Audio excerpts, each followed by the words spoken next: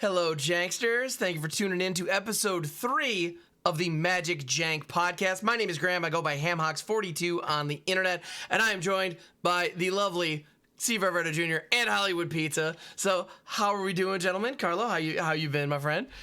Doing good. How about yourself? No complaints, man. I've been sick this past week, but I'm finally starting to feel a little bit better, and no complaints. Feeling great. So, Pizza, how you doing, man?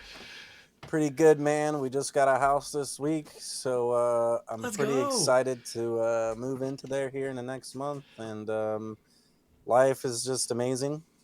And yeah, doing really, really good. That rules, man. Congratulations.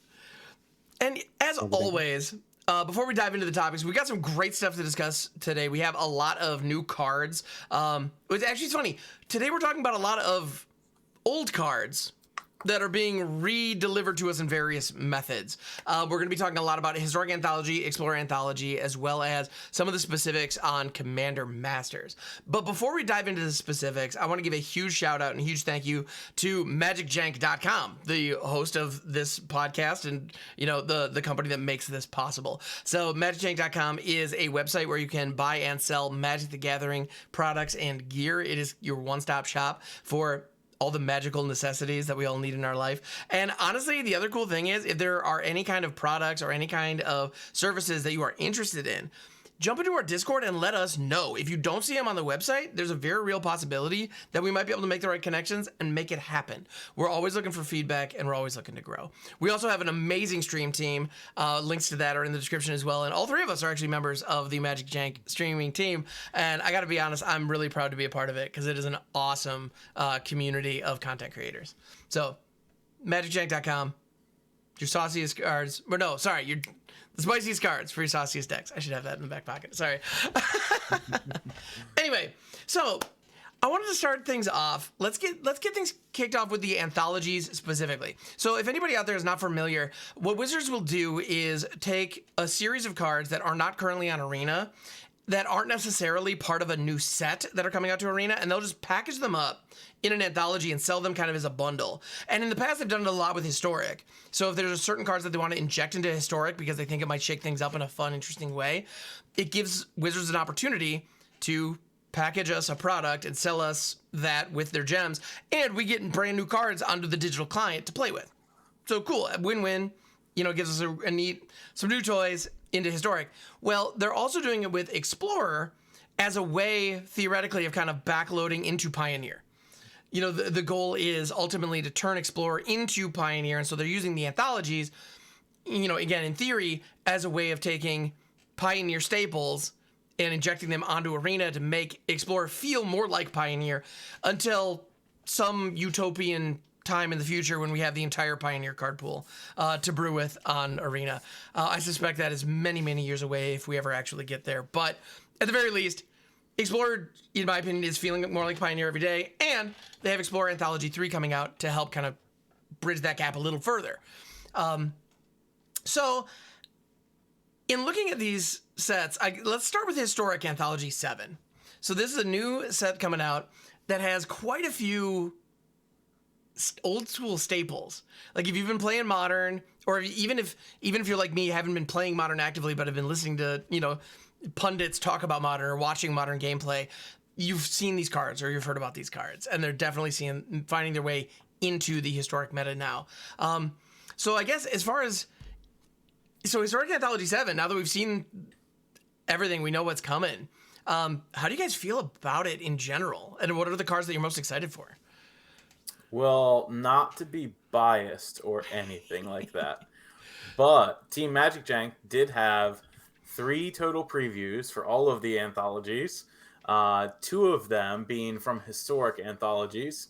You know, E-Philly on our team did preview Vendilion Click as her preview, which is an amazing card, definitely nostalgic. I remember being at Grand Prix Las Vegas when Vendilion Click was previewed with this new art, with one of the best playmats that you could get on it.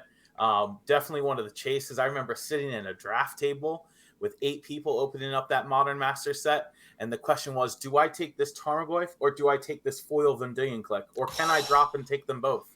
So like the card is nostalgic for multiple reasons.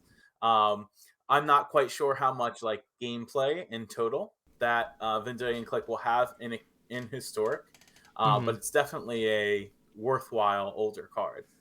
And again, not to be biased or anything, but I did have a preview card too. You sure did. And that was the wonderful Sword of Fire and Ice from Darksteel. And I don't know how I was able to hold that as a secret for a week or more, but I did. And definitely one of the old nostalgic pieces of Magic the Gathering history from, Darksteel, when I used to play it in my standard, or then called Type 2, mono green aggro deck when Darksteel was out. And Yumezawa's Jit first came out in Kamigawa, and it was like, which artifact is better? Clearly the Jit was better, but nobody really knew that at the time. Sure. We were just slapping Sword of Fire and Ices on Birds of Paradise and Troll Aesthetics, and we're calling it a day. And then when they reprinted it in Modern Masters again, with this new art that we have here on the screen for you, it was like, man, like this is taking it back in the day. And so I am glad that Sword of Fire and Ice is coming to Historic, given that there are way more decks in Historic that play equipment. And also the red-blue wizard deck in Historic is very prevalent. So, giving your cards pro red and blue, pro that deck seems pretty good. Oh my goodness, so, I'm excited to play with this card. Now, the anthologies do come out on July 18th, I believe it is, on Arena. So, yeah, we're definitely going to be playing with these cards. Absolutely. So, yeah, if you're listening to this just as it comes out, it's just in a few days. So, that said, though, it's going to be... they will be available for sale through October. So if you don't have the money, like right now, don't stress it. The window to pick these up is definitely pretty darn wide. And you mentioned, these particular cards, but there are tons of other ones. And I got to say, as far as the anthologies go, just as a dedicated arena player, I just have to just say it. The anthologies are almost always worth it. Because the number of cards, the number of rares and mythics that you get for that cost, for whatever gem cost, I don't have the number off the top of my head, but it ends up being more than worth it if you're going to use these cards. It's 4,000 gems or 25,000 gold. But you could spend gold on this. So honestly, 25,000 gold if you're playing every day, which I know not everybody does, but if you do, that's 3 weeks of grinding daily wins and your challenges. And better than buying 25 packs, right? Right, exactly. 25,000, 25 packs. You're definitely not going to get 4 of each of these cards. Oh, my goodness, no. So even if it's just a matter of saving up your gold for these, they're usually worth it. And I know I did not purchase the first 3 historic anthologies that came out. I still regret it because I did end up burning a whole bunch of wild cards to pick up a couple of those pieces. And you can do it. Like the cards are not unavailable, but it's nowhere near as good a value. So yeah. 100%. So I would definitely recommend it in general. Even if these particular cards don't excite you, if you are a brewer, it's probably worth having them in your collection, but that varies depending on, that's up to your discretion though, of course. Yeah. So we mentioned the Sword of Fire and Ice and Vendilion Click, which previewed by yourself and then ePhilly as well, which is awesome. I am like, Wizards, honestly, they have so many amazing creators, and I love it when people who are putting in the work get recognized and get those kudos. So, love it. Now, there are a couple of other cards that I really want to talk about. I want to talk about the Titan cycle. So, we're getting all of them. We got Sun Titan, we got Inferno Titan, we got, of course, Primeval Titan, Primetime himself, will be coming to Arena. So, Pizza, how do you feel about that? What are your thoughts on the Titans in the mix now? Well, Primeval Titan's probably one of my most favorite cards of all time. I'm actually upset it's banned in EDH. I definitely get it. In all honesty, this anthology makes you almost want to play Historic again. I haven't played Historic for a long time. It actually used to be my choice format. I'm excited. I'm excited for all these cards. To touch a little bit about Sword of Fire and Ice. I remember buying Sword of Fire and Ice, specifically this vivid memory. Right before I bought Sword of Fire and Ice for $10 from one of my best friends at his locker right before he was about to go to English class, and it made me late for history class.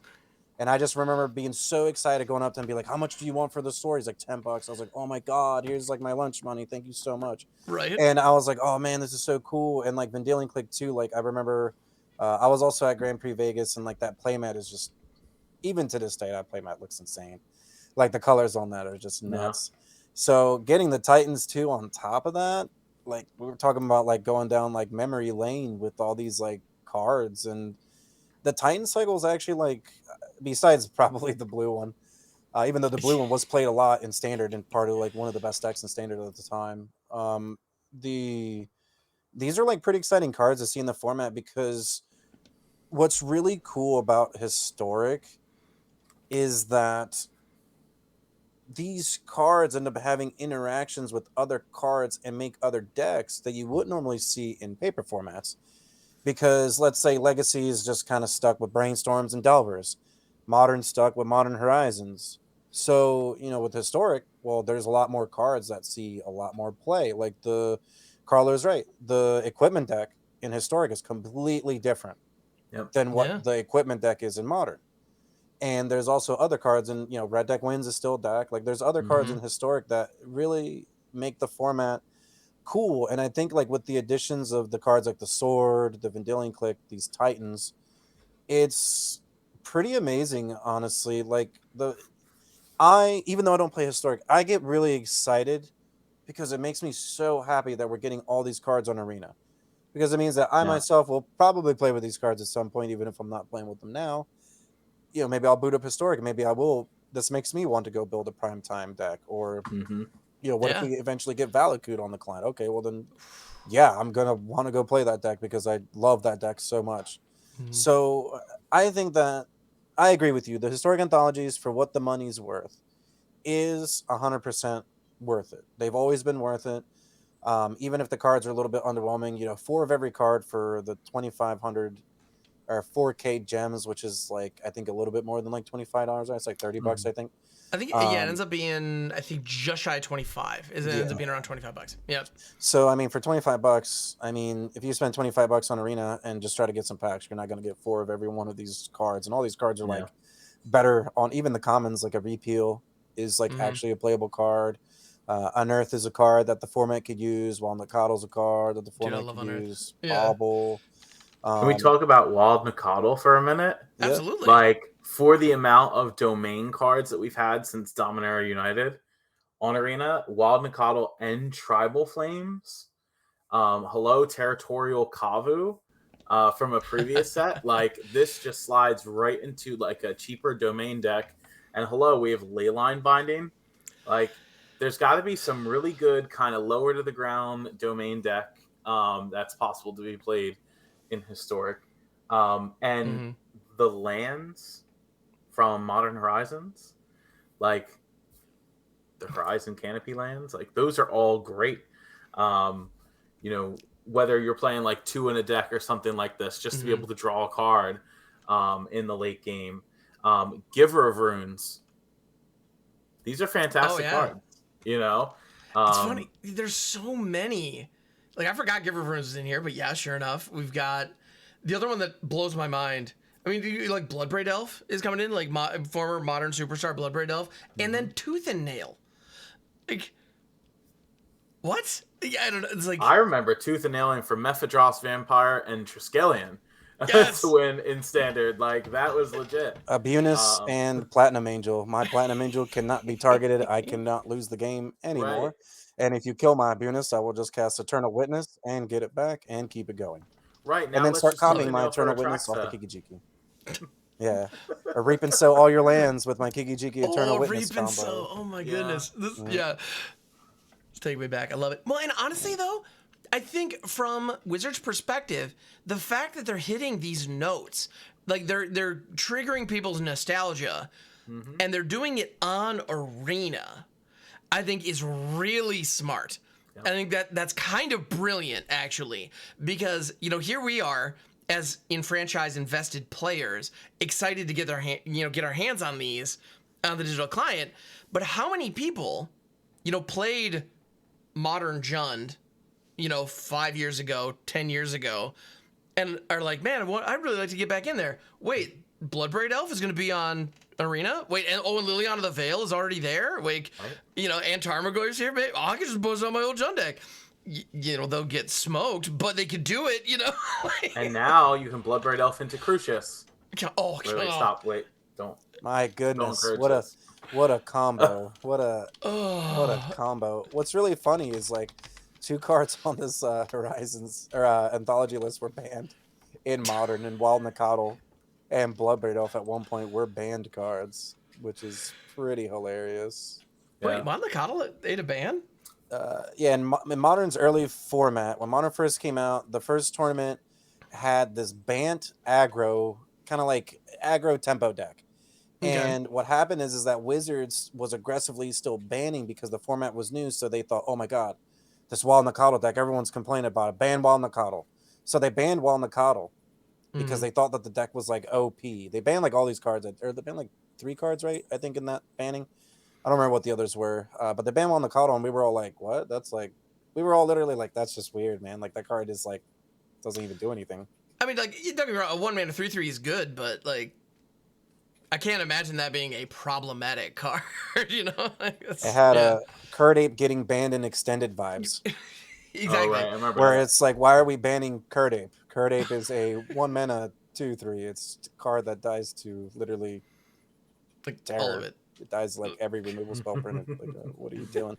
But that's where Magic's come. Magic's come a long way. Where you're right. Like Wild Nacatl is even in like today. Like Wild Nacatl's fine, but it's not. Yeah, it's not game breaking. Like, and you're like, your deck construction in your deck is really taking a huge hit because you're trying to get maximum efficiency out of this aggressive card.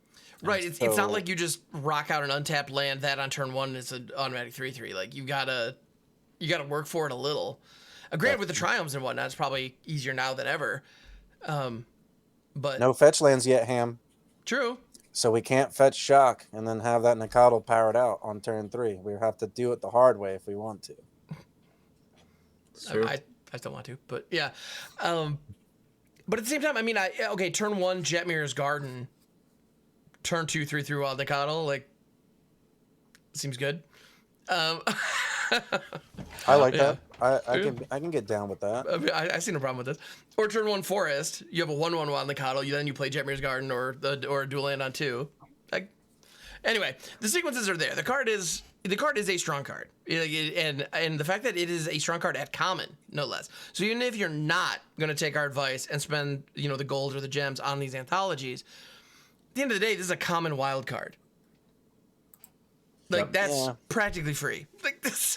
What's really cool about these is that like they mix in, and they have been doing this for a little bit. They mix in these Modern Horizons cards, which are arguably like powerful cards, even though they're just giving us some lands and Giver runes, so it's not like they're putting like Solitude and Fury on Arena. But the fact that they mixed in some of these Horizons cards over the past however long now is actually interesting because in Modern they've obviously made a huge shakeup.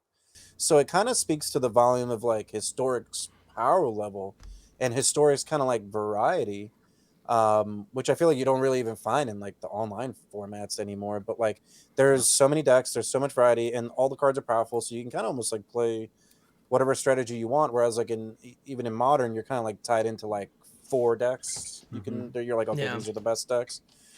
So these anthologies, they really add a lot, and you're right. Like the nostalgia for these cards means that people are going to try them out. We as content creators, I mean, even if obviously the decks are in tier 1, we're going to try these cards out. We're going to build a Tooth and Nail deck, and we're going to see what that deck's like. We're going to build, a Titan deck and then see what that's like. Like it's, or Ham, you're going to reanimate Grave Titan and you're going to be like, oh my God, Grave Titan is busted. It's like, yeah, Grave Titan is pretty busted. I mean, and Sun Titan I already have playing a bunch of my commander decks, so I can't wait to get my hands on that. Yeah. So many combos. Unearth is also just cash money. I'm a big fan. So yeah. Yeah, Death Shadow gets better, right, a little bit because you have like Unearth and you have like some of these other cards that kind of help all these different strategies. We can unearth our cat ovens. Ooh, there you go. That's it right there. You can get back the cat. You can get back your Mayhem Devil. Yep. So you can keep it going. Or if the card's bad in your hand, you can just cycle it. Yeah, Honestly, this card doesn't have a downside. I love it. If you have a lot of so all of a sudden your Mayhem Devil, Crucius, your Cat, if you absolutely have to, your Blood Tithe Harvester, just bring it back. This is all for one. I mean, it's doing what the deck already wants to do. Yeah. I think this is gonna be just I think it's gonna slot right in. Yeah. Yeah, I think with this anthology, they're adding like 2.5 decks. Like you're adding, like Carlos said, like you're definitely making the domain deck stronger. Mm-hmm. And then you're also giving equipment a card. And then you're right. What if the Titans get played in a deck? Okay, what if Tooth and Nail becomes a deck? Like with this anthology alone, you're almost getting like 3 decks or more. And Potentially. Yeah. that's like really, really bang for your buck for $25. Like you're really getting some high value. Like Crafting Lands feels bad. Well, and for $25, like you get all the cards, 4 of each card. So I mean, I can't really, you save up for 3 weeks and you get all these cards. I mean, that seems, as a free to play player, I feel like that for me that would be fine. I used to do that, so I mean, I felt like that was pretty good. And then I could use my wild cards for the rest of the cards. But I'm pretty happy about this. I was definitely satisfied because these are all cards I love to play with, and I know Carlos played with a ton of these cards in the past, has had great success. So it's like, for like, just like Ham, you said, it's like for the enfranchised player, this anthology is like amazing. You're just getting like every card is pretty much gas, probably outside of like Echoing Decay, which is a little iffy, and Acidic Slime isn't as strong as like 2012. Yeah. So that card's gonna not played as much. Could be a cyber card. Right. I think it's funny Strider that we're will getting. play it. I kind of love we're getting like Worn Power Stone is in here, which is like playable, like not amazing but decent. But then we have like Wayfarer's Bauble and Acidic Slime, which to me read like Commander from 5 years ago. Like that's the association that I have with those cards. I gotta put these cards in my Historic Brawl deck now. Exactly. Great. Sure. Why not? Yeah. Why not? Like, well, and speaking of cards that are great for Historic Brawl. We can kind of dovetail to the Explorer Anthology, which is, the other one's coming out, Explorer Anthology 3. And the first card that I want to talk about is one that honestly kind of blew my mind that they included it, because I don't associate this card with 1v160 card Magic at all. And that is Cyclonic Rift. Explorer Anthology 3 is going to have Cyclonic Rift. Why is that a thing? I just don't really... if we're going to talk about the Explorer Anthologies, I'm just going to jump right in and say it. This is probably the most disappointing thing I've ever seen on Arena. And I'm like being straight honest. I feel like me buying pets and sleeves is better than this anthology. Ouch. I know I'm not the only one. This is literally how everybody feels. They essentially, if you said this was the Historic Anthology, I'd actually still be pretty happy with it. Because there's definitely some playable cards in here that would even be really good in Historic still. But upfront and honest, as like an Explorer Anthology, this is an Indomitable Creativity Anthology. It's giving you the 2 cards you're missing for one deck, and then after that, it kind of falls off very quickly off the cliff. Yeah. I just feel like there's some good cards. Like we get Court of Calling. Yeah. Which is definitely a card that could potentially make a deck. I mean, I'm gonna try to play Court of Calling and try to come up with some deck that maybe combos with it. And you could argue that you can try to play Voice of Resurgence in your sideboard against Control and maybe against Rakdos mid-range and stuff like that, but it's not really a card that gets played in too many decks in real life in Pioneer. Sylvan Scrying and Thespian Stage are essentially like the biggest edge of all time, where you're not getting the missing card, which is Hidden Strings, so you're not even getting to finish your Lotus Field deck. You're still probably going to play the blue-white control one that I had a video on my channel 2 days ago, so definitely check that out. But for me, as someone who's really enfranchised and playing Explorer online, like most of my content's Explorer. I host Explorer tournaments. I stopped doing Historic tournaments because they weren't popping off. And, honestly, to see this anthology, I'm so disappointed. I just want the cards, guys. I just want them to give us cards we can play with the decks, because I want to give Wizards of the Coast my money. And with this one, I can probably just craft the 8 cards that I need, and I'm done.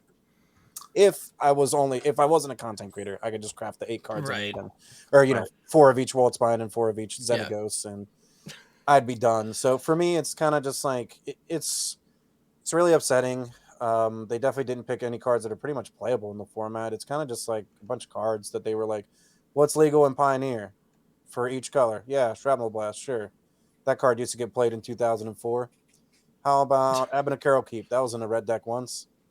Or how about how about these charms? Like, Is It Charm's the most playable charm, and it's not even like played Yeah. that much. It's like fine. And then of course, guys, we have the Accorder Shield. We have the bomb that made Fire Shoes stop posting about Arena on Twitter. Accorder Shield, the slayer of men. But seriously though, Accorder Shield is like, you could literally have put a basic island and I would have felt better about it. Yeah, I don't understand this. This include made absolutely no sense to me, because the only situation, like, it's a 0 cost artifact. Okay, but we already had Mox Amber, we already have Ornithopter, we already have all the X cost, like, creatures. Like, if I just want to play a spell for 0, we already have like a dozen options. Like, we don't need one more egg. And you can't tell me that an equip cost of 3 to give something vigilance is worth any consideration. Whoa, really. Ham. +0, +3. Sorry. I mean, okay, fair enough. Now that, I mean, get it right. Okay, all right. Don't forget about that booty. Yeah, the 3 butt. Gotta get that extra butt toughness there. Don't forget. Gotta get that it. thickness. Yeah, like, don't get me wrong. Accorder Shield is the kind of card that, like, I enjoy building around silly stuff like this, so I'm not mad to see it. But I can't imagine there aren't 500 cards that should have been prioritized over this in the Pioneer meta. I mean... Yeah. I mean, most notably missing from this anthology, which I would have loved to see, literally any of the Delve cards. Any of them. One big thing that we've been missing between the bridge from Pioneer to Explorer is been notably Treasure Cruise or Dig Through Time. Even if they didn't want to print any of the other Delve cards in this anthology, at least those 2 would have been worth it. And I thought that was just a miss from Shadows over Innistrad Remastered. I thought that was going to be that easy bridge from the old Innistrad Delve spells into Arena. And I was super surprised when they weren't there. Even as, like, the flashback cards. You know how they were rotating, like, the flashbacks for, like, 4 or 5 different weeks? Different cards available. That would have been an easy include. Oh, no question. Yeah, well, and so I'm so surprised that these ones are missing. Well, and the other thing I find funny too is I've heard some kind of theories or some questions. Honestly, I think it's with the tongue firmly in cheek, to be honest, about, is Delve difficult to program? I can't imagine it is, but we also already have Titan's Nest on the client. We already have Delve on Arena. We should already have Delve on Arena, right? I don't know. I don't believe a single card with the Delve keyword. Cards. No Gurmag Angler. Nope. I just I think I agree with Carl. I was the most saltiest over this because, like, so many decks play Treasure Cruise and Dig Through Time. It's like not even funny. And, like, those 2 cards really, even though a few years ago we'd be clamoring for those cards to be banned, nowadays those cards have actually, like, the game's kind of caught up to those cards, and those cards are actually just really, really solid, and they make a deck like Arclight Phoenix an actual tier 1.5 deck, where it could be that tier 1 deck and maybe it slides down, but because of Treasure Cruise, I think that they don't play Dig, because of Treasure Cruise alone in that deck, that makes that deck a real competitor. And Explorer, right now, Explorer is very stale. I'll admit it. It's very, very stale. You really do see a lot of the same decks. There was a stream one time where my first 6 matches were Rakdos mid-range. And I was like, all right, I got to keep going because I need to finish this video, and I can't just have 3 Rakdos mid-range matchups. So, I feel like the format, it's essentially kind of solved. We all know what pretty much, like, the better decks are. We see it in the tournaments. So I think it's just like it's like one of the biggest ball drops. Like, you give us Treasure Cruise and Phoenix becomes a deck. You give us Hidden Strings and then Lotus Field becomes more of a deck. There's just so many cards. Yeah. Like, the Battle Lands do nothing. No deck. Like, okay, I don't want to say no deck.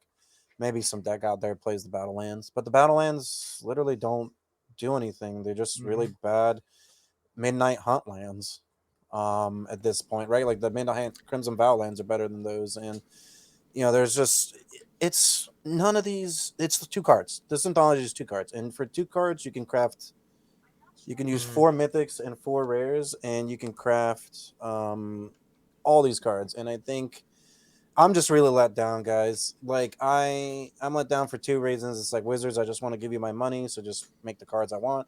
And 2, I just want Explorer to get closer to what Pioneer is like, because to talk about like the community's outrage on this, almost every arena streamer was downloading MTGO. Like every arena streamer on Twitter was literally saying, "Oh, if you're not going to give me Pioneer, I'm just going to go play Pioneer." And at that point, Wizards is definitely not getting the money, because a lot of times you're buying those cards from a bot, which belong to somebody else. So in reality, they're missing talk about like not capitalizing on the secondary market. Essentially, you're taking their money back, or whatever you want to call it. Like, they're really missing out a lot on this, because not only are people not going to buy it, people are like leaving the client. Like, that's not a good look. Like, we really need people to play Arena. We need Explorer to get closer to Pioneer. And unfortunately, this is just, we don't know when we're going to get another anthology. It could be maybe like November, but I probably don't really see it myself. I just like, this is horrible. What makes me upset is I just don't want Wizards of the Coast, whoever, Arena team, whatever, to look at this, and then when nobody buys it, they say, "Oh, Explorer sucks. Explorer. I guess people in Arena don't like Explorer. Maybe we don't need to support it." And it's like, no, that's like totally not the case. The case is that you're just not putting the cards on Arena that we need to play other decks than Rakdos Midrange, Yorion Fires, Spirits, Cat Oven. Yeah, you got Gruul Boats. Yeah. Gruul Boats. But Gruul Boats is one of the few decks that's actually finished, besides like Rakdos Midrange. And even Rakdos Midrange is missing Dreadbore. Dreadbore's not even on Arena. It's like, you could have just put Dreadbore in here. And even though easy. even though I would have been upset that it makes Rakdos Midrange better, at least it's an actually playable card that you can play in other decks. But we just literally get Cyclonic Rift, a commander card, Apothecary Keep, a bulk rare, Shrapnel Blast, Affinity 2004. Quarter Calling, which isn't even, it's like barely good enough for Modern. At least give me Like, Arcbound Ravager to sack to my Shrapnel Blast. Ooh, just something like I guess Darksteel Citadel's already on, but there's just so many. It's man, I'm in the same boat as other people, where I really want to know what their thought philosophy is on all these cards. If they came up to me and said, "Listen, Hollywood, I'm sorry. A Quarter Shield, we thought, we came up with this anthology like 2 years ago, and we thought that a Quarter Shield was going to be great with Tybalt's Trickery, but then we had to ban Tybalt's Trickery." It's like, okay, maybe I can cut you a break on that, because maybe that's what you thought. But in reality, this anthology was probably designed after the Tybalt's Trickery banning, because they hadn't announced any Explorer anthologies at that time, I believe. I could be wrong, but was Explorer even a format on Arena at that point? Anyway, yeah, so like, ever since like the Winota and Tybalt bannings, like the format's kind of been up and down, but like we've gotten some support from the last anthologies. We did get a pretty decent amount of support, even though they weren't, the greatest. But I mean, this is the big comparison between the Historic Anthology and the Explorer Anthology. Is that with the Historic Anthology, you're hitting a lot of cards that are nostalgic. You're hitting a lot of cards that are actually playable, that we're going to have a lot of fun playing with. Don't get me wrong, Historic isn't a paper format, so there isn't really a comparison to make. Obviously, Pioneer and Explorer are two pretty much completely different beasts, but these anthologies really are supposed to get us closer to it, and this just isn't doing it for me. And I know it's literally not doing it for anybody. Like, yeah. Well, and I think the big issue there, and I love the way you said it, whereas if this was the Historic Anthology, you wouldn't be mad at it. But as the Explorer Anthology, it doesn't seem to be pursuing the objective that had been communicated. Like, this doesn't seem to line up as what I expected to see with an Explorer Anthology. Whereas, like Cyclonic Rift coming to the client, Quarter Calling coming to the client, Worldspine Worm, cool. Like, these are all fun utility pieces, and I'm not mad at having them. But like, we also have like Deathrite Shaman, Xenagos, Omnath, Locus of Rage. These feel like cards that are trying to like get casual commander players interested in the client. Well, and the other one that blows my mind that I'm going to mention, because I'm honestly shocked that it's here, is Obzedat Ghost Council. Who asked for that? Like, that's Sorry, another one. I just had to laugh. I had to. I know. So like, I've seen like commander decks with Obsidet, and they're fun, janky, and weird, and kind of neat. But like, and on top of that, it's actually been reprinted at Rare, but it was originally printed in Gatecrash and Mythic, and they kept the Mythic rarity on it for the Anthology, which, given the way that rarity aligns with the economy on Arena, like, that doesn't. I don't love the way that feels. it's a legendary Spirit Advisor. It's definitely a Mythic. Do you remember when we used to sideboard Obstat Ghost Council into our control decks for the control mirror? I did not, but I'm intrigued. You don't want to relive that? I mean, oh my god! You can relive that if you again. buy Explorer Anthologies 3 on July 18th. There it is.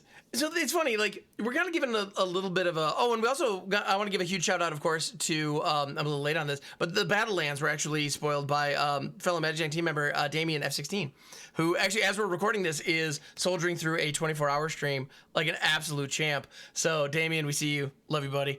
Keep doing what you're doing. But, so...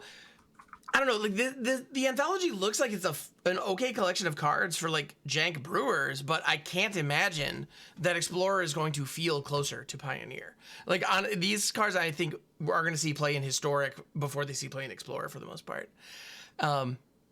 Except maybe like World Spine Warren and Xenaghost because of the creativity deck. Like that, okay, like that's a real step in that direction. So yeah, those rock are the on. two main cards. But yeah, like Voice of Resurgence, Deathrite Shaman, like they're not bad cards, but they don't fit, you know? Ham, are you ignoring Judge's Familiar because it's so bad? It's like unspeakably bad. Honestly, like, it's funny. Talk about I have the article up that has all the cards on it next to me. My eye scanned straight over it. It just like fell off of it and kept moving. I didn't even register that it was there. Who's that card for? Like, the card is literally for no one. Yeah. I have an Azorius Flyer Historic Brawl list. I might put it in there if I think about updating it, maybe. Like, but even then, I probably will forget, and I don't really care. Yeah, and the card doesn't do anything. So 1/1 Flyer Bird for hybrid white blue. What am I doing? I can pull it up. But yeah, you can sacrifice it. Counter target instant short spell unless the controller pays 1. It's an onboard.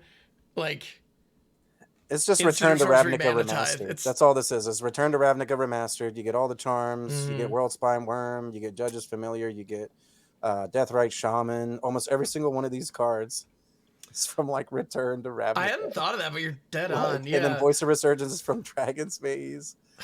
Thespian Stage, I believe, was in Gatecrash.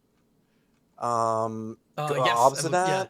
Obsidat was Gatecrash as well. Yep. Man, almost a Cyclonic Rift. Like almost every single card in this anthology is a Ravnica card. That's amazing. I think that's really bad. So, talking about reprints, though. Yeah. We have another reprint set coming We up. do. So yeah, we can keep banging this drum, or we can move on to some other, hopefully more fun. It's dead. The anthology's already dead. Stop. Listen, it's preview season. It is. Which means we get to keep seeing all of these previews, at least for the next couple weeks. Mm-hmm. Until the next month, when we will start seeing previews for Wild Spell Train. But indeed, we have Commander Masters coming out. And I don't know about you, Ham, or Hollywood, but I love to play Commander. And so I love to see Commander previews. Now, just a background, though. Commander Masters, the set, is all reprints. Mm-hmm. But Commander Masters comes with 4 Commander decks that are all new cards, right? And so it's been interesting of a preview season so far, wouldn't you say? I'd say so. Yeah. It's been very interesting because this set, when you just look at the cards, the set looks fantastic. Mm-hmm. Like, it feels like they're hitting all the right notes. Like, they have the free cast spells, like Fierce Guardianship, Deflecting SWAT. Like, those were frankly necessary, in my opinion. If you're going to make any product called Commander Masters, you needed to have those. They're bringing back the medallions. They're bringing back a ton of, like, beloved commanders from the past. You know, you got Marin. You've got Actually, one that I'm excited to see is Zalortha Strength Incarnate, which was originally Mm-hmm. printed as Godzilla as the box topper for Ikoria. Yeah. Like that's getting like an in-universe print in paper finally. I don't know. There's like the set looks absolutely fantastic. Yep. It's just absolutely juiced. I love it. I love reprints. I love when cards get cheaper. Everyone can afford them. I just started building a black deck, and there was definitely some cards in Commander Masters. I was like, "Oh, thank God that's getting reprinted." And hopefully it'll bring down a lot of the prices of some of these staples, and a lot more players get to enjoy maybe even some more high-powered Commander at their pods or households, local game stores, wherever they play at. I love this set so far. I'm really enjoying what I've seen from it, like in terms of the cards. I think I was on lunch today and I saw Grave Pact, and I was like, oh my God. I was like, man, Grave Pact like needed a reprint so bad. Oh, for sure. I was like, man, I was like, card's like $25 or $30. I was like, that card, for a casual player, a card needed a reprint. It can be backed it down to $10 or something reasonable. Oh, 100%. It's funny. This is one of those cards that I love doing aristocrat and reanimation shenanigans. It's my favorite thing. I make a point of not including this in some decks because if you get the engine moving, you can successfully just pants everybody at the table with this, no problem. And it's kind of disgusting when it pops off. You basically kind of stacks your opponent out. And you're right. It's a very, very powerful effect. And yeah, and every other printing of it, just the price just constantly ticks up. It was definitely due for a reprint. So yeah, agreed. Listen, Yeah.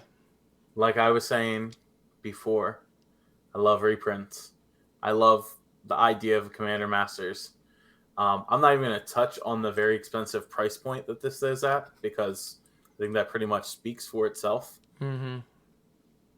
And I was hype when I saw Dragon, Jeweled Lotus. Like, great. I want to see these reprints. These are bangers for a master set.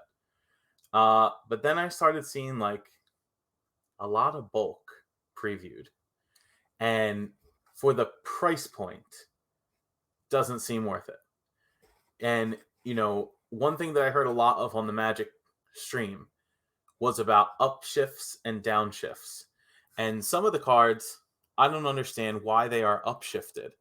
Maybe it's for drafting reasons, like when you are drafting the set to play it, which is going to cost the average person a lot of money just to draft, right? Savage Beating, for example, is a mythic. Smothering Tithe upshifted to mythic, even though it was rare in Double Masters, right? Plenty of different cards that are upshifted. I know you just showed Grave Pact. Maybe Grave Pact is worth it because it's a very, very, very strong card. Savage Beating, in my opinion, not. Insurrection at 8 mana updated mythic. And to think to yourself, and I'm a player, I'm a consumer who buys collector boosters all the time. Hollywood will tell you, right? I buy collector boosters all the time. And for the first time in a long time, I probably will not buy a collector booster of this set because it's not worth it, right? Yes, the set has lots of cool foil treatment, like etched cards, textless, borderless cards. I think they have like, if you take a look how they previewed the Dragon, how it's specialty foiled, I love those types of cards. But the thought of opening up a corridor at rare, opening up a Steel Shaper's Gift upshifted to rare for some reason, I don't want that. Right. And it would have been nice if they had kept some of those uncommons as uncommons. Just feature them not as frequently in booster packs like they do with their print runs. Upshifting the medallions to rare because of draft purposes or whatever. I don't know. That's just sort of how I feel about it. And I love Commander products. I love reprint sets. I think reprint sets are very healthy for the game, no matter how you see it.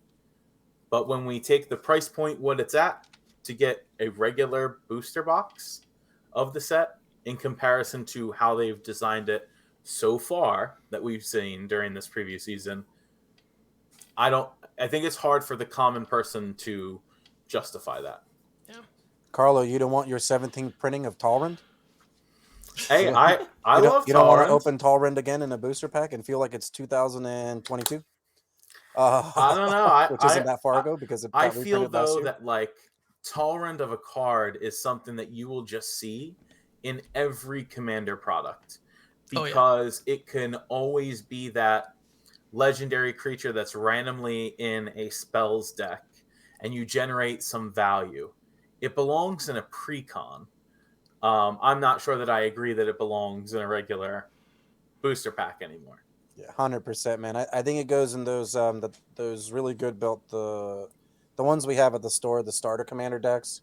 Those decks are actually pretty good. You can take them out of the box and play them, and you still do pretty good in a casual game. And I agree. I agree with you 100%. Like, I think a part of upshifting some cards, even though obviously Wizards doesn't acknowledge the secondary market, I think the upshift on some of these cards is to maintain their value so that potentially down the line you could reprint it again.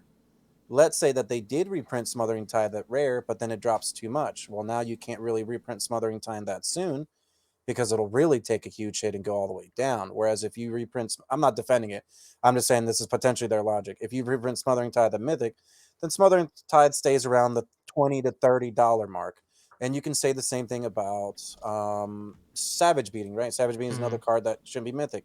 Insurrection could end the game if it resolves. 90% of the time it ends the game when it resolves.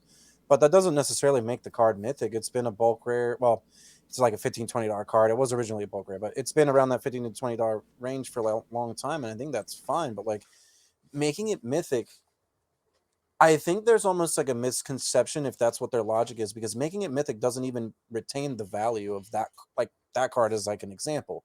Whereas making a doubling season Mythic is probably going to retain its value, right? Like doubling season doesn't really go below $60 to $70. This reprint might make it $40, but we all know in 3 months after that, it'll be $70 to $80 again. Same as like Cyclonic Rift. Cyclonic Rift you can reprint 2 more times, and it's probably still going to be a $30 card. So I agree. Like the upshifting is weird because you get cards where Days Undoing gets downshifted to rare, but then you upshift a card like, let's see, just like how you're saying, like, I mean, even Capture. Capture obviously was originally a rare from Portal, and now it's a Mythic because, well, maybe they want to keep the Portal cards with some value. I feel like that's like Imperial Recruiter would like to speak with you. Exactly. And Imperial Recruiter is the best example that even if you upshift a card to Mythic, it is going to tank because you're reprinting it at this high rate, where cards are reprinted at a ridiculous rate nowadays. The only thing that maintains the card's value is like its excessive playability, like a Cyclonic Rift, Insurrection, Smothering Tithe, all these cards that we've been mentioning. And maybe even some of these cards like Fierce Guardianship and Deflecting Swat, which is their first reprint. So like, yeah, they probably go down a bit, but they're powerful enough cards that they won't have a problem recovering. And even Dockside's a good example, right? Where like they reprint Dockside for the first time, and Dockside only goes down by like $10 because it's such a high in demand card. You guys hear me say all the time, the Tarmogoyf effect. People need it. It's not going to go anywhere. Do you think they're putting Dockside in this set? I would be happy if they did, just because it would it would make it cheaper. I think that Dockside's one of those cards that they have to be really smart about what product they put it in, because if they ban the card, then it's going to feel really bad if they put it in a master set like this, because it's, like you said, the price point's a certain point, and then you open a pack and Dockside's banned. It's huge feel bad. Whereas if you put Dockside in like the ultimate double masters, that product is geared towards modern players. So even if you open the Dockside, you're like, whatever, I'm just going to trade this for like some fetch lands or something anyways. So even if that card does get banned and then you're a modern player, you open a pack, you don't feel too bad. Obviously it sucks because you know it's banned and it probably isn't worth as much as it used to, but it's still not as much of a big hit if you're like a commander player. You're looking for a staple and you open a card that's banned. So I feel like for that reason, I could see it not being in this set. And also potentially because we've already seen enough reprints that are in that around $50 mark. I don't really see that card being in, which is also another reason why I don't see the fetch lands being in, is because we've already hit like 10 or 12, 15 to $20 cards. The fetch lands, if they get reprinted, will be $15 to $20 cards. So I don't necessarily see those cards coming back into, I don't know if this is all stuff Wizards takes into account where they say, okay, how much value can we put in the set? Okay, if we need to get our economists in here to kind of give us an idea of when we reprint a card, how much will be affected, blah, blah, blah, blah. Because if I was them, I probably would have somebody in there telling me all that. So at least I knew that, these cards are going to take a hit and I could probably reprint certain cards here and certain cards there. And I can, make sure that quote unquote, the reprint equity is still there. And, I agree with you, depending upon what they want to do with cards like Dockside. Mm-hmm. If they're not going to ban it, then they should print it just like they've been doing with Tarmogoyf. Yep, print it to the ground. Make it easily accessible for all players to play, so it doesn't feel like when somebody plays it, they're playing this random CEDH against you, and you lose on turn 5. Mm-hmm. Like, they need to print it in the ground to make it easily accessible or ban the card. I think print it, because then they could ban it, because then more people will play it, which will make it more egregious. I'd be upset if they did that. Like, I think you have to do one or the other, right? Right. Yeah, and so I would be more surprised if they didn't print this card in this set as another chase card. Leave it at Mythic or whatever you want to do, but make it one of the available cards. But we're in preview season, and mid preview season for this set, so we don't even know all the cards that are in the set yet, right? We might come back to this podcast next week. Bam, Dockside Extortionist in 3 different versions for the booster fun. Imagine what a textured foil Dockside Extortionist would go for, right? Like, there's a chase card. That's what somebody like me who normally buys collector boosters would hope to open up out of those packs. Not Insurrection. But, that's realistically one of my expectations. And then the land cycle. Like, I'd be disappointed even if we saw the Battle Bond cycle again, because we just had that in Baldur's Gate, right? And those cards are relatively cheap and accessible. I'm hoping they're in, like, the Commander decks, right? Because they're cheap to relatively not... What are they, like a couple bucks a piece, like, depending on the land, right? 3 to 5, I think is, like, about average on those. I buy and sell them every day, so they're about there. And they'll be that price point forever unless they continually print them into the ground. So, like, those are the cards I'm looking for most out of Commander Masters. Though I'll tell you what I'm most excited for today is I saw a preview of a sliver that had Bolas horns on it from what was Amonkhet scenery. Like, hello? One, let me relive my childhood sliver experiences. And number 2, let them have Bolas horns. I mean, I'm totally not mad at it. I saw that art actually on Gavin Verhey's Twitter. It looks fantastic. That's one of those things where they took 2 very simple, very deep Magic images and smashed them together. And I think the whole community just collectively was like, okay, now this has my attention. Like, what do we have going on here? Wow. And that is going to be included, presumably, in the new Sliver deck, because there's a new Sliver Commander deck that we know is going to include new cards. Yep. So I'm guessing it's probably something that gives Slivers Eternalize or something of that nature, right? Like, so something that plays off of Amonkhet mechanics with Slivers. Sweet. What other cool stuff can we expect to see in there? I have a theory about that, though, as it relates to the Commander decks specifically for this set. We're talking about reprint equity.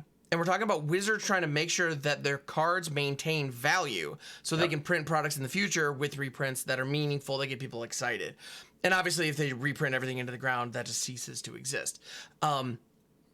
So what I anticipate and what I'm expecting is more power creep. What I'm fully expecting is that they're in each of those Commander decks that are going to be coming out with Commander Masters, in one way or another, at least each of those decks is going to have one brand new card that, for what it does, is the best in the game. And that card, whatever it is going to become an auto-include staple in future Commander products. The new Dockside. The new Dockside. Because, Dockside Extortionist was printed for a Commander Precon. It was.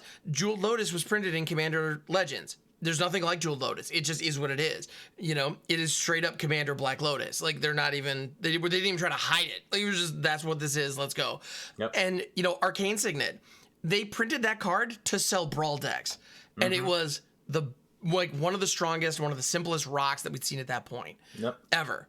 And it just was. And it became just a staple and an auto include in the format to the point where now it's gotten a ton of reprints and it's just part of the ecosystem. But I have no doubt there's going to be something else. Wizards will find those next things. I mean, Yep. this has those Commander decks, I fear, could be Commander Horizons too. You know, that's what I'm afraid of. And to the point where all the cards that are in the main set of this, all these reprints that we value now, when we look back a year from now, they're going to be quaint and unplayable. Yeah. And that scares the heck out of me. Yeah. A little bit of like an addition onto that. I have a question for you guys. Kind Yeah. of like a little bit what we've been talking about overall is like, so still using Dockside as an example, is Dockside a card that they wouldn't put in here because it's such a high profile card that they can add it to another product that will catch everybody's attention? Whereas like yeah, you could put it in the master set because modern players know it's a good card. Whereas you won't put it in the commander set because commander players already know it's a good card. And there's other cards that you can put in its place that are just as expensive. They may not be staples, but they're still expensive, right? So, considering that they've been doing sort of mini products within standard products recently, so like Multiverse Legends, and considering looking at that Dockside Extortionist artwork, and it clearly being reminiscent of Ixalan, it just so happens to be the standard set after Wilds of Heldrain is Ixalan. So will they give us like preludes to Boom, what Carlo. we might see as the chase cards out of those sets? Carlo, here we go, man. One of them being Dockside Extortionist would be a pretty cool way to sell Ixalan packs. Ixalan Legends, right? Just like you're saying, the March of the Month. That is such a that's the answer I was looking for, Carlo. Because that totally makes. I do not work sense. at Wizards of the Coast. I don't have thoughts or ideas of what they're going to be doing in sets. But if I was selling an Ixalan product, I would want this card in a standard booster pack that you could buy, just like you could do Ragavan in March of the Machines, and boost some sales. I think you're dead on. It's a pirate. I mean, it's a pirate that makes treasures. It's as Ixalan as it gets when you really stop and think about it. I love that. I think that's a fantastic idea. And Dockside is a great example of a card that in Commander is absolutely insane because of the 4-player pod. You could print Dockside straight into Standard, and I don't think you're going to ruffle any feathers. Like, honestly. It might see some sideboard play if there is an artifact heavy deck or something. Like the current enchantment deck with Calyx, like you could kind of maybe use that as some tech to hose that a little, but like, I don't know. Like, is that you're really still that waiting great? till I don't like know. turn 8, right? And then you're probably dead to like their You're 15, right, exactly. 15s at that point. Yeah, or you're just printing it like a Multiverse Legends variant into that set and say, these cards aren't standard legal, but these are some cards you can get out of packs.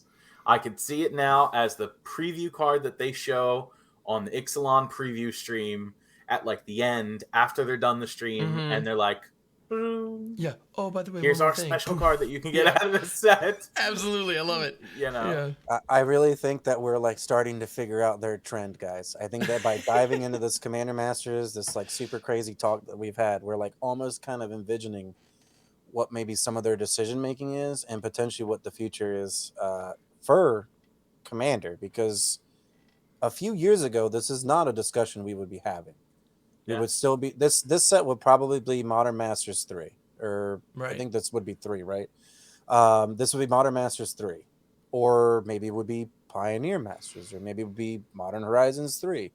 Essentially, one of those would have possibly taken over what this set is, but because Commander's so big and it's like essentially the main format now that people play, that's why we have Commander Masters. So they kind of have to start putting some of these really, really crazy expensive cards into here to kind of like, get people to buy the product and also kind of give these card prices a hit.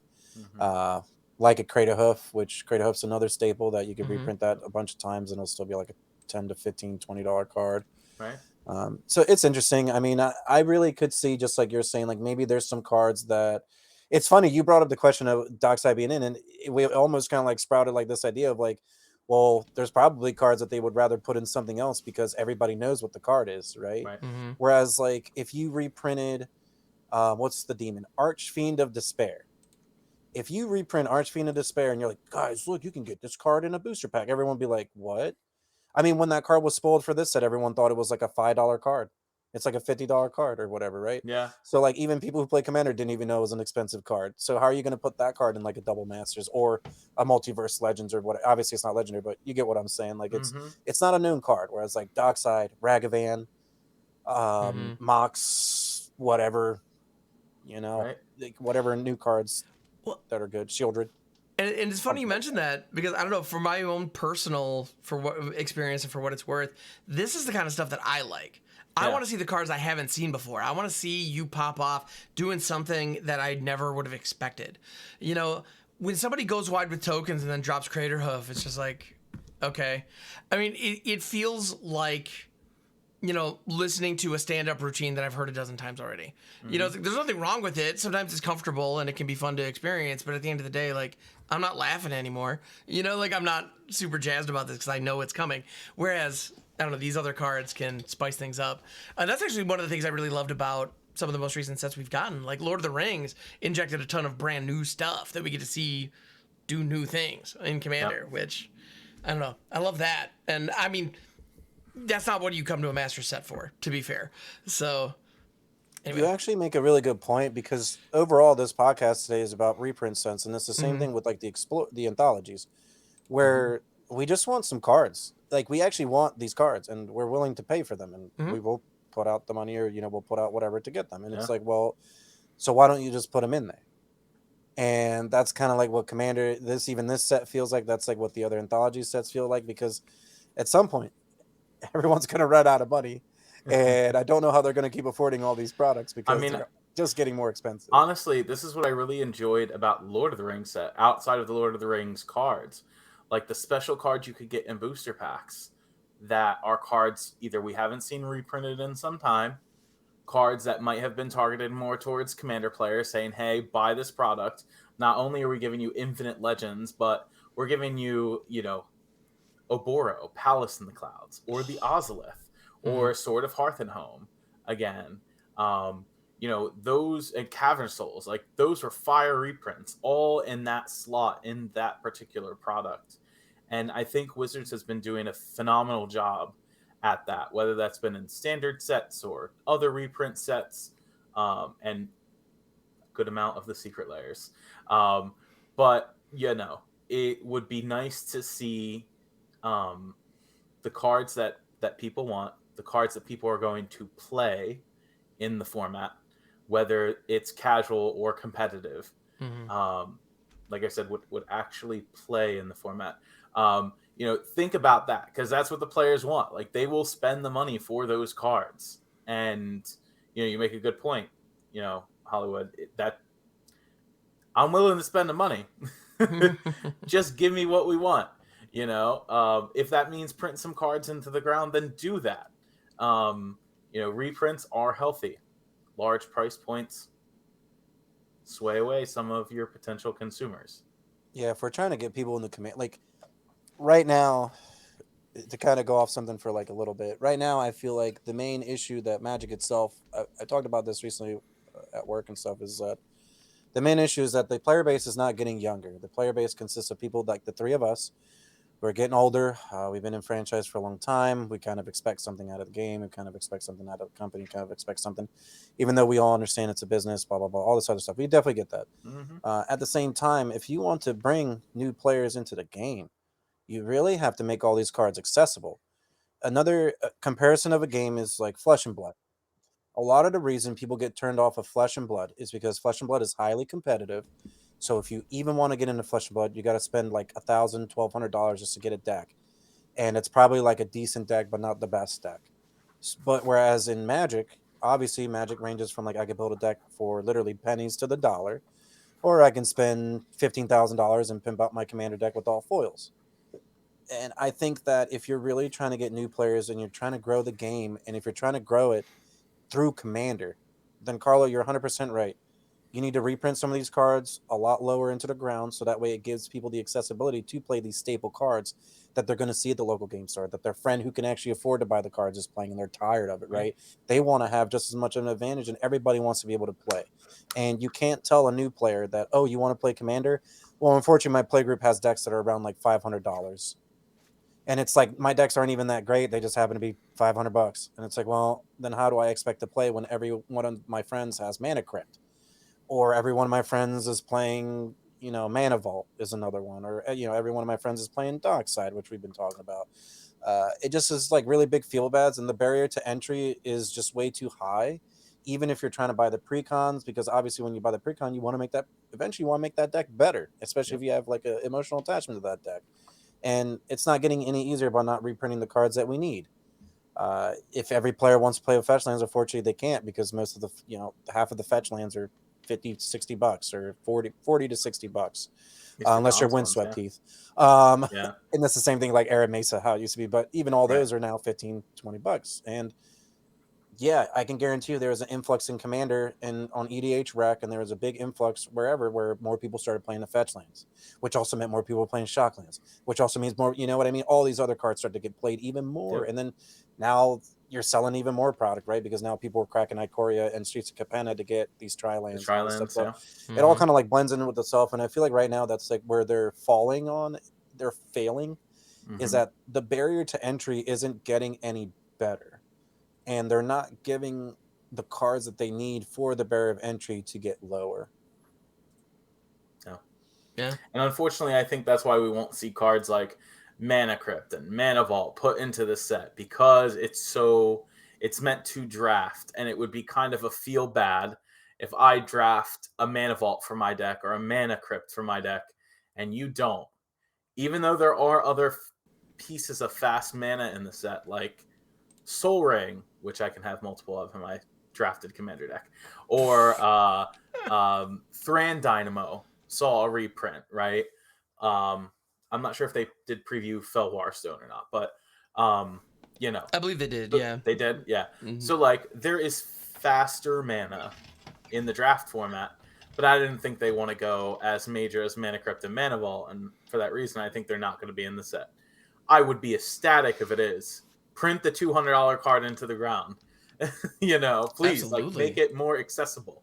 But yeah, I wish we could see those cards, but I think we won't see them in this set.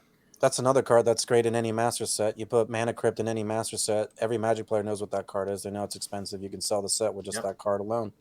Mana Drain, before Mana Drain was cheaper, was another card you can put in any set. Force of Will, you can put in any set. They'll buy it. And these are all still Commander playable cards, like really good Commander playable cards. And I think that they're missing from these sets, because not only, you're right, makes the draft format bad, but like, gotta maybe put them somewhere else. I don't know. Yeah. I still like the set. I like it. I'm just, at the end of the day, I'm just excited because some cards I want to play are getting reprinted. No, I'm with you, man. And I love the type of Commander gameplay that seems to be on display here. Like we have Kodama's Reach getting a reprint. We've got some goofy commanders that I just absolutely love. Like one that I'm shocked is included in the set is Experiment Kraj. Yeah. Again, who asked for this? I don't know, but it's fun, and I'm glad OGs. to see it. Yeah, it used to be one of the best commanders in the format when EDH first started really getting popular. That card was nuts, and now Magic's like, nah, that card sucks. No, it's just, it doesn't really, it just doesn't quite do what you want. But I don't know, it's fun. It's a cool legend from Magic's past, and it's seeing a reprint here, which, as a player, that's neat, and I appreciate it. As a collector or somebody who's cracking packs for value, I'm gonna hate seeing this thing. Like this, and ultimately that's why I think this set is a master stroke and is absolutely wonderful, except the price point. It 100%. just is too high. That's really just the bottom line. I can't see any other. As far as the set goes, they hit, like, based on everything we've seen so far, like, we haven't seen 100% of the previews, but we've seen quite a few at this point. They seem to be hitting the nail on the head. They grabbed a lot of fun nostalgia cards. They grabbed a lot of money cards that are going to be represented, and it's ultimately what the set needs to be. But the price point is just so high that I think the vast majority of consumers are just priced out. And that sucks, because they're... It's like crazy. We're the people who should be lining up around the block to get their hands on this set, right? Like I feel like I'm the target audience for this thing, and I'm not even considering it. this could be which one of the sucks. best master sets of all time. By just looking at this set, there is rarely any straight horrendous cards in this set. Like, Yeah. I can't even really like name Shelter. Shelter is like a really bad card, but Shelter's played in probably like a lot of like the Zada type decks where your deck is like mostly like a targeted creature spell deck. So even that card like has some play. Like every card in here is like playable. They're not even printing like bad cards in this set, but like you're right, like the price point just makes it feel so bad that even when you're opening playable cards are just worthless, and you spent like, I don't know, like what, $50, $60 for a collector booster, and then a set booster is like 10 or 12, I think, right? I think So set booster is like it's higher, right? It's higher. I want to say it's like 16 or 18 bucks or something. So like we're that. back to modern pack prices, Modern Horizons or Modern Masters pack prices, where like as soon as you knew a Master set was coming out, they were cheaper. The pack was like $10. Pack was. I can get a Modern Horizons 2 set booster for like $7-8 right now. Yeah, and they have fetch lands. And they have fetch lands. They have you can get a Solitude. Yeah, you know, it's weird. Like it's weird because it's such a. We go from Lord of the Rings, which was like we talked about last week, and I think maybe the week before that, Lord of the Rings was like 100 out of 100, knock out of the park set. It has everything everybody wants. It has something for everybody, and then this set really does have something for everybody. But then like everybody probably can't afford it. Yeah. It's just going to be like 10 people are just going to buy everything. They're going to keep the product and then try to sell it for wait on it, and then a year or whatever they can sell it, or maybe they'll just try to flip it anyways for higher price because. In comparison to like a Lord of the Rings, we could say that if you're spending, let's say you're pre-ordering it for like $350, $375. Okay, so when the set comes out, it goes up to $400. Okay, well then what if everyone on TCG Player starts raising the price to $5 or $6? Well then all the boxes start becoming like $5 or $6, and then the set really isn't bought out, and then that becomes a huge issue for everybody. And the cards, to kind of touch a little bit on the reprint equity, the cards being so expensive. Makes it so that like the reprints don't matter, and then the upshifts make it so that the reprints don't matter because the cards are supposed to retain their value. So it's like a catch-22, right? You get a reprint set, but there's all these like caveats with them. It's like it's cool, we shouldn't be too upset. We're getting cards we need, but it is really disappointing because the barrier of entry is just still too high, still too high. Absolutely. Well, and we can like bang on this drum until we're all blue in the face. I don't know why we're having trouble breathing while banging a drum, but anyway. Well, so I'm going to go ahead and mix my metaphors a little bit. But at the end of the day, we would love to hear from you guys. So listeners, viewers, how are you feeling about this set in general, or about the anthologies? Like, how do you feel about these inclusions? Do you believe that Wizards has our kind of understand what we're looking for, and are they addressing it appropriately? Let us know that kind of feedback. Hit us up at MagicJank on Twitter, or actually right here on YouTube if this is where you're consuming the podcast. Leave us a comment down below. We do check on those, and we definitely want to hear from you. And let's get a conversation going. We also have a Discord. Check out the description for a link to get into there. Jump on in, have a chat. We're in there regularly, and we'd love to hear from you. So please, what are your thoughts on these sets, especially Commander Masters? I feel like it's such a hot, and I don't know, it's so hot and cold. Like the good is so good, and then we can keep the conversation going in there in the Discord, or in the comments below in preparation for next week. Yeah, absolutely. Yep. If there are any topics that you want to make sure that we hear, or if you have any questions for us, let us know in the Discord, or send us messages on Twitter. Tag at MagicJank with the hashtag JankMail, and we will actually get to your questions on air. So so definitely check that out. We'd really appreciate it. So before we go, gentlemen, is there anything else that you want to kind of touch on, or anything that you want to let the people know about before we call it on this one? Yeah, just know that within the next couple weeks, you're definitely going to be seeing Team MagicJank stream a lot more than regular. Yes. As we're going to be doing a series of streams that's meant to help us fund our trips to go and meet you all over at MagicCon Las Vegas in September. And we definitely want to see you there if you're going to be there, to meet up with us, play some Commander, talk about Commander Masters, or Wilds of Eldraine, which will be coming out around that time. The World Championships is going to be at MagicCon Vegas, so we definitely want want to be able to catch that and have some other fun. So, Oh, that's gonna be a party. Yeah. do pay attention to Twitch. You know, like Cam Hawk said, we're all Twitch streamers.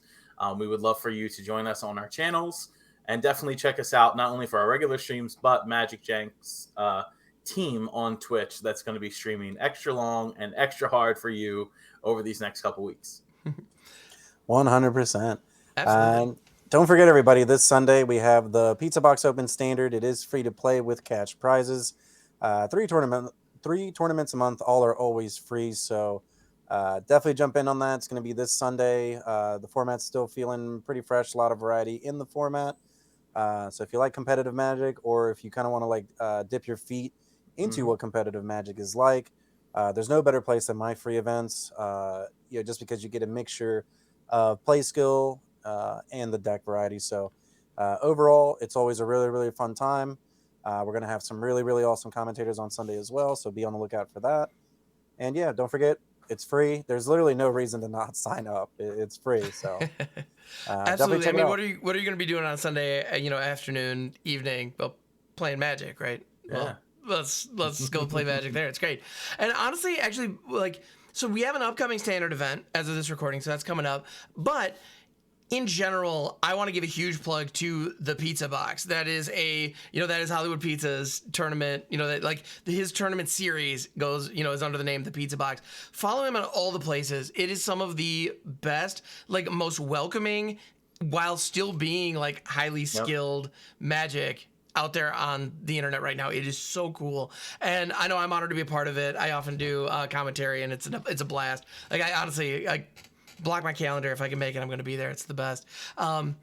It's just, they're phenomenal free tournaments 3 times a month on MTG Melee right now. You can follow the Pizza Box MTG on Twitter to stay up to date with all those events, because we got plenty more coming. So you're going to want to stay tuned to that stuff. Yeah, we'll have some more announcements here as well on our championship tournament in the next few days. So, everyone who's been playing in these events that either top 8s or wins a slice has been getting qualified for the MagicJank Hollywood Pizza Box, the Jankathon.